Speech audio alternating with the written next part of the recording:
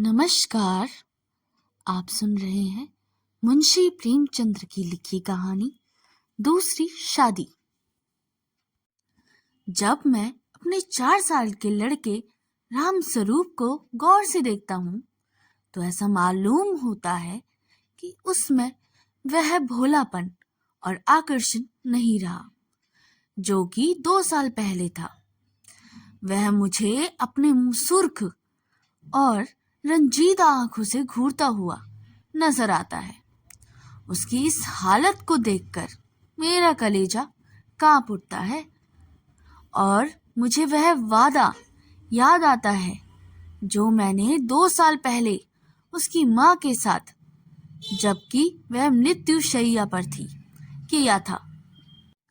आदमी इतना स्वार्थी और अपनी इंद्रियों का इतना गुलाम है कि अपना फर्ज किसी वक्त ही महसूस करता है। उस दिन जबकि डॉक्टर नाउम्मीद हो चुके थे, उसने रोते हुए मुझसे पूछा था, क्या तुम दूसरी शादी कर लोगे? जरूर कर लेना। फिर चौंक कर कहा, मेरे राम का क्या बनेगा? उसका ख्याल रखना अगर हो सके। मैंने कहा, हाँ, वादा करता हूँ कि मैं कभी दूसरी शादी ना करूंगा और राम स्वरूप तुम उसकी फिक्र ना करो। क्या तुम अच्छी ना होगी? उसने मेरी तरफ हाथ फेंक दिया, जैसे कहा, लो अलविदा। 2 मिनट बाद दुनिया मेरी आंखों में अंधेरी हो गई। राम स्वरूप बेमां का हो गया। 2-3 दिन उसको कलेजे से चिमटाए रखा।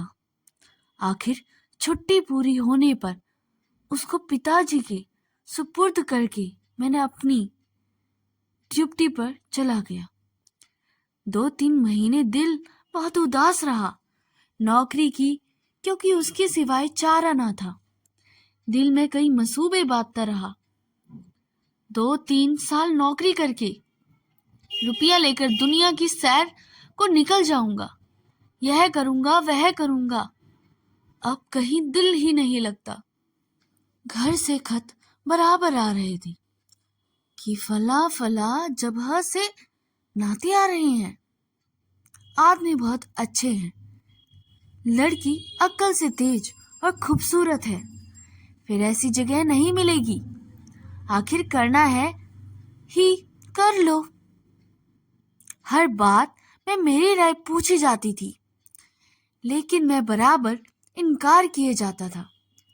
मैं हैरान था कि इंसान किस तरह दूसरी शादी पर आमादा हो सकता है, जबकि उसकी सुंदर और पतिव्रता स्त्री को, जो कि उसके लिए स्वर्ग की एक भेंट थी, भगवान ने एक बार फिर छीन लिया।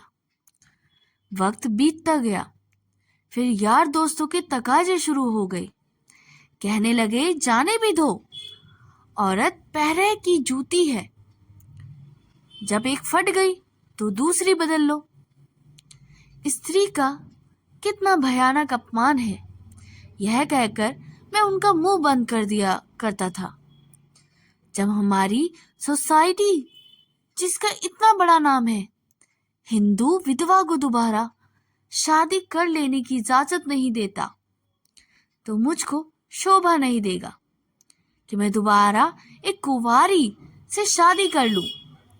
जब तक यह कलंक हमारी कौम से दूर नहीं हो जाता, मैं हरगिज कुंवारी तो दूर की बात है, किसी विधवा से भी ब्याह ना करूंगा। ख्याल आया, चलो नौकरी छोड़कर इसी बात का प्रचार करें। लेकिन मंच पर अपने दिल के ख्यालात जवान पर कैसे लेके आऊंगा?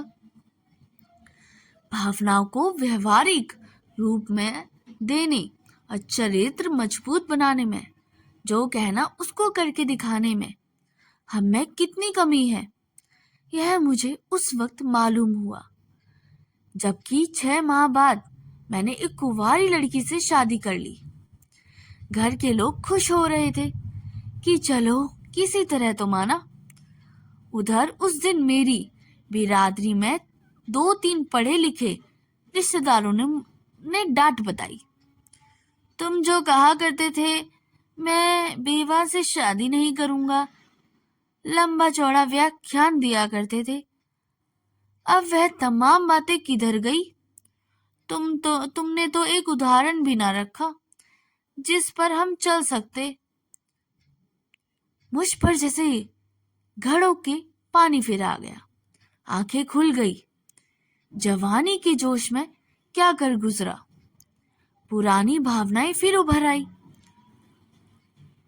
और आज भी मैं उन विचारों में डूबा हुआ हूं।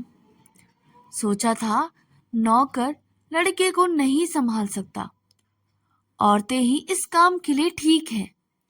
ब्याह कर लेने पर जब औरत घर में आएगी तो राम स्वरूप को अपने पास बाहर रख सकूंगा और उसका खास ख्याल रखूंगा। लेकिन वह सब कुछ गलत अक्षर की तरह मिट गया। राम स्वरूप जो आज फिर वापस गांव पिताजी के पास भेजने पर मजबूर हूं। क्यों? यह किसी से छिपा नहीं। औरत का अपने सौतेले बेटे से प्यार करना एक असंभव बात है। ब्याह के मौके पर सुना था लड़की बड़ी नेक है, स्वजनों का खास ख्याल रखेगी और अपने बेटे की तरह समझेगी। लेकिन सब झूठ। औरत चाहे कितनी नेक दिल हो, वह कभी अपने सौतेले बच्चे से प्यार नहीं कर सकती। और यह हार्दिक दुख वह वादा तोड़ने की सजा है जो कि मैंने एक नेक बीवी से उसके आखिरी वक्त में किया था।